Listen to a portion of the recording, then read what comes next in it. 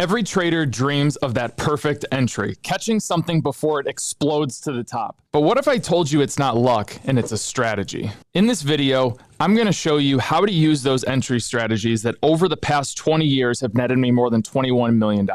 If you've been trading for any length of time, this is going to show you how to refine your strategies that you're using and dramatically boost your risk to reward ratio when trading overall. All of this is going to be done using real world examples currently in the market right now. If you've ever felt like you're chasing entries instead of leading them or catching them before they actually take off, this is the game-changing moment for you. So let's get into the first thing of why people misstep when it comes to entries. And to me, it really comes down to one thing, and that's emotion. Emotion is so important when it comes to trading. Now, if I give you $1,000 of fake money and say, go trade this, what are you going to do? You're going to go, and if you lose some, great. If you don't. But if I give you $1,000 of real money and say, go trade it, the game changes. You're going to be chasing things that you probably wouldn't be chasing if it was paper money. So that means that you would be doing things that you should not be doing to gain more money. You would be scared to lose it. That's another thing. Trust me on this one. If you go in and you trade $1 and you see your account drop, let's say 5%, and it's 5 cents. It's only 5 cents, but I promise you, go and try it. It's going to take a hit to your gut. It is very, very different. It's a very different mindset when you're trading real money versus fake money. And FOMO, or fear of missing out, is something that really guides that experience for the negative for a lot of traders, but a lot of new traders especially. Another big piece of this is recouping losses. And why am I talking about recouping losses so early in the video? Because it ties into the emotions of this. We need to understand that our emotions need to be under control when we are trading. That's why I recommend paper trading for 3 months. Paper trade for 3 months, then gradually start trading real money in the market. It's very different. Here's an example for you. Back when I was a novice day trader, this is a story that it haunted me for a long time, but now I actually use it as a teachable moment. So because everybody does it. Everybody does this. I lost about $27,000 in a matter of 30 seconds or something like that. I was day trading and I ended up losing on a trade because I didn't have stops in place. My entry point was just terrible. I was doing things that I shouldn't be doing. Why? Because the stock price was flying and I wanted to get into it. And unfortunately, I got into it right at the top. Why? Because I had a fear that I was missing out on the trade, just like I spoke about a few minutes ago. That is something that everybody experiences. My goal is to teach you how to not experience that. Learn from my mistakes, learn on paper, and then when it comes to trading real money, you do not make that same mistake where it's very, very costly experience. So let's come over to the chart here and look at how we enter something based on the mechanics or the strategy of the portfolio. So if we're coming over here, we're looking at Google, and I like Google for a couple of reasons right now. Number one, I'm going to show you how you could have entered this back in the fourth quarter of 2024. And then I'm going to show you how this could be a potential play currently right now. It's something that is on my watch list. If you see my watch list over here, it's right here. I am watching Google for a little bit of a breakout. So I'm going to show you how to do it. And then we're going to say, hey, maybe we can do this in real time at some point. So what is the kind of the keys behind this? Well, the first thing that we always look for when we're looking for an entry is the stock going in the direction that we want it to? Is the trend going in the direction that we want it to? For this example, we're going to say we want to buy something long. We want the stock price to go up for us. And in this instance, up for us. That's how we're going to make money on this one. And you might be asking, well, how do you make money the other way? That's shorting. There's other videos on that one. I'm not going to get into that right now, but that's just to explain why I'm emphasizing going long. So the first thing that I always look for when I look at any chart is down here. This is the trend. This is the overall trend or stochastic. This tells me the direction that the stock is going. Well, how do you get that? You have people going in the same direction as you. Think about it this way. I've used this example a bunch. If you're pushing a giant boulder up a hill, do you want more people behind you pushing that boulder or less people? Well, of course you want more people. So if you're pushing a stock, think about this going up a hill, what do you want? You want a lot of people buying the stock. You want a lot of people on your side. Why? Because it gives you momentum. It pushes the stock higher. And that's what this trend on the bottom tells you.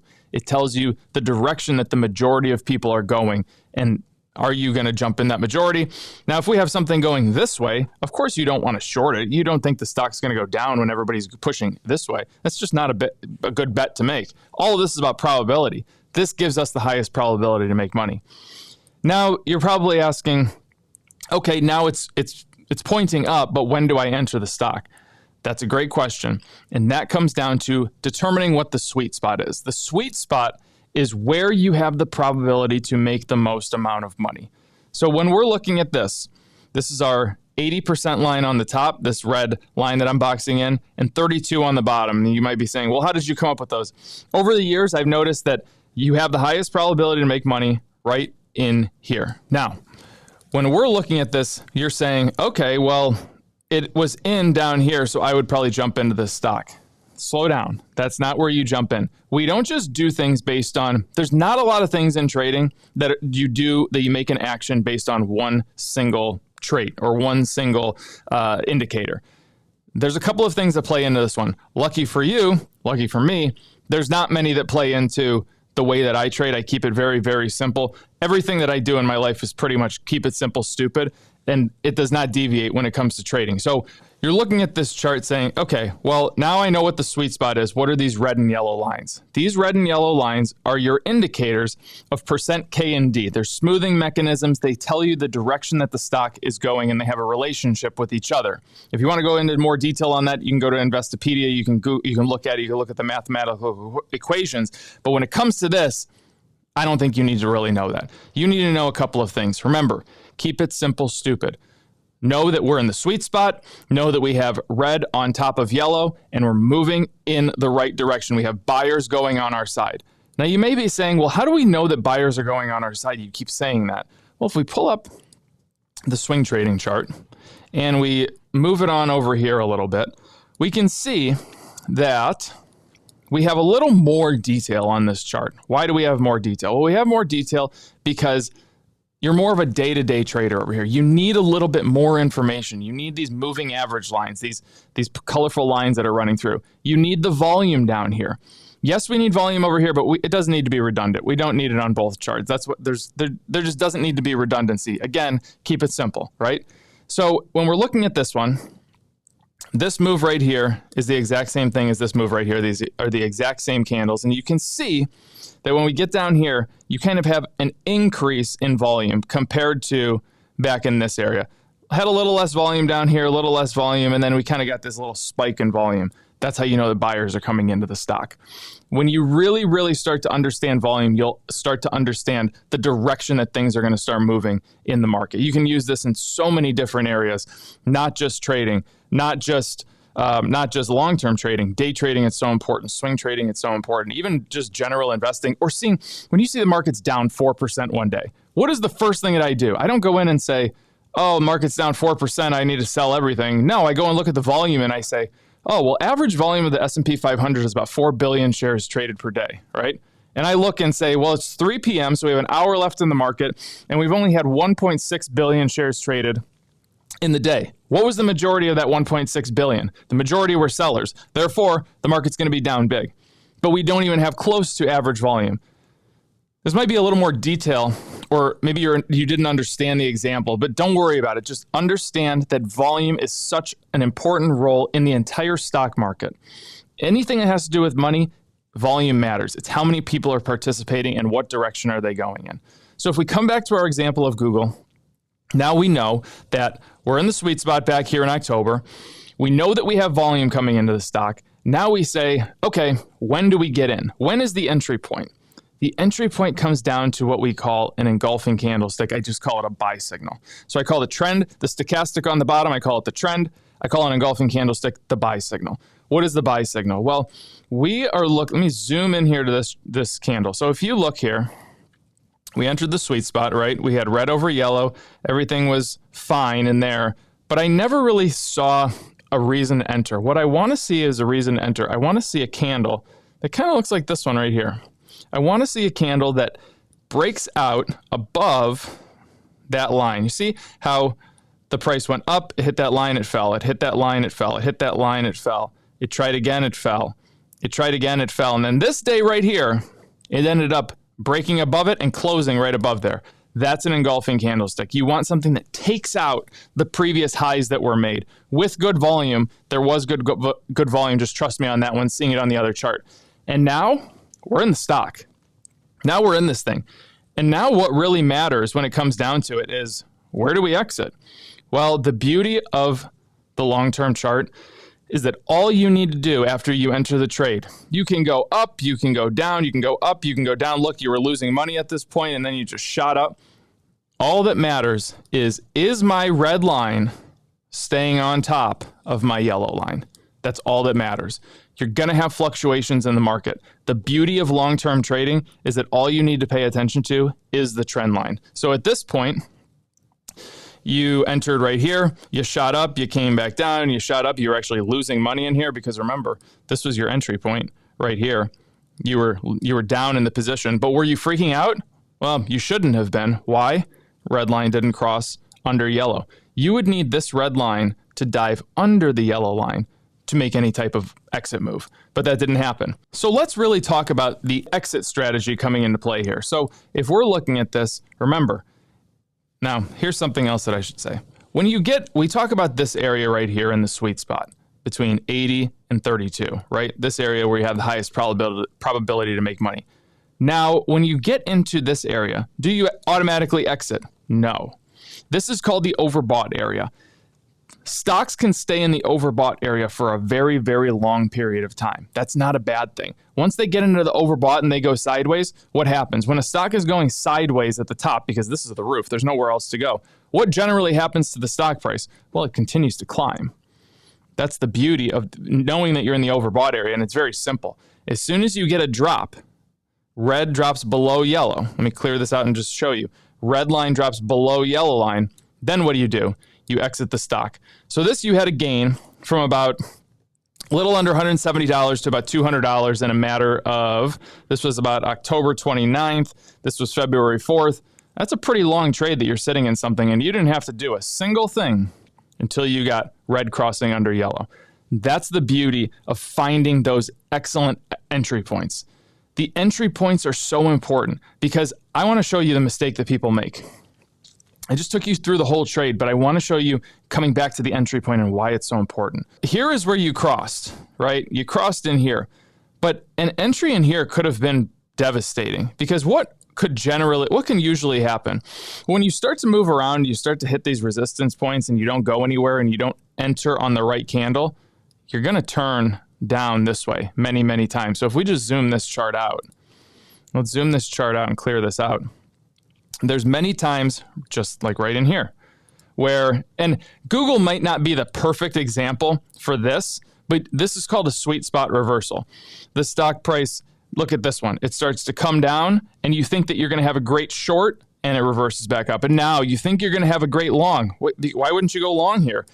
Well, look at this. If I just draw a straight line, you had resistance, resistance, resistance, resistance. And look at this. It ran up and it crossed and it came back down. And then it went back. It was all over the place. If you look at many, many different stocks, let's see if we can find another example here where we can find a bunch of sweet spot reversals. Here's another one. This is Netflix. Netflix, you're coming down and you're going up. This is what you ideally want to see coming through the sweet spot. You want to see a stock go up and go back down and go up and go back down. You do not want to see it reversing in the middle of the sweet spot. That is not ideal. That is not a good trend that you're going to catch going long term. So let's go back to Google now, and I want to show you how we can possibly trade this right now. And this is great because we can kind of compare it to the trade that happened right back in here. You were climbing through the sweet spot, right? Now over here, we're doing the same thing. We're climbing through the sweet spot. Do we enter yet? No, we don't. Why? If we just draw a line across, look, we cannot break out. And you're probably saying, well, you broke out a little bit. Yes, but do you have that engulfing candlestick? Do you have a candle? Let's draw exactly what candle you would want for that perfect entry. You'd want maybe a little bit here, and then you'd want something like that. And this is going to be filled in. That's the breakout you want. You want to take out the previous highs, right? This is where the perfect entry will come into place. So we are good right now over here. We're in the sweet spot. Let's go check if we have some volume coming in. Do we have volume? No, not the best. And remember when I was talking about the average volume? Well, average volume is this yellow line. That's over the last 30 days of the market. You can see we don't have the best volume in here. We're not touching it on an average. So we need to wait for that.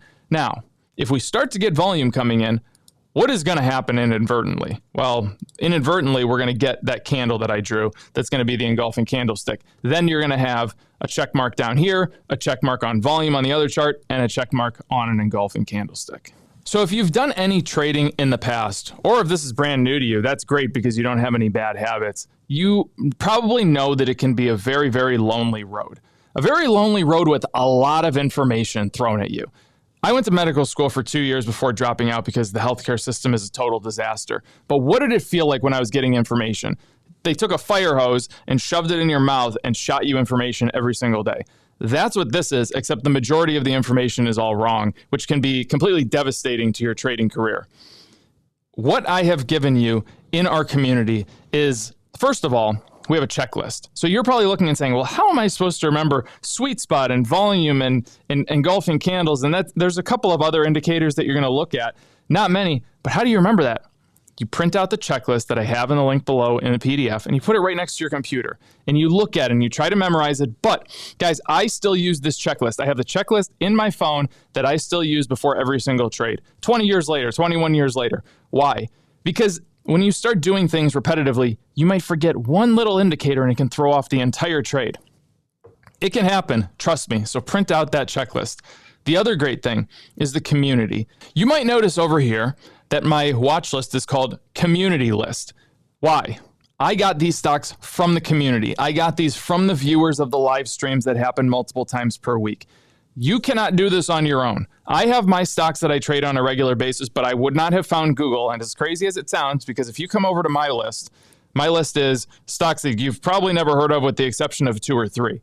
Doesn't matter what the stock is, but I like having backup stocks that are pretty much home runs. And the beauty of this one is we're catching this one pretty early. Could this break out in the capacity of well? I don't know, but we're going to follow this in the community every single day until it gives us that great entry point, or it doesn't. So I ask you to go and click the link in the description below. Join the community, give it a shot, get all of the great tools. It is a fantastic place to be if you want to have any type of awesome trading career. As you can see, mastering the perfect entry is just the beginning of this. In the full course that I made, I'm going to show you how to master the chart setup, how to use the different risk management strategies that I've put together, how to build a repeatable process so you do not have to guess every time you open your computer. Whether you're day trading, swing trading, long-term trading, I'm going to show you how to become profitable using those types of charts. You're going to better time your exits. You're going to turn your patterns into profits. If you're serious about leveling up your trading, click this video right here. Go check it out.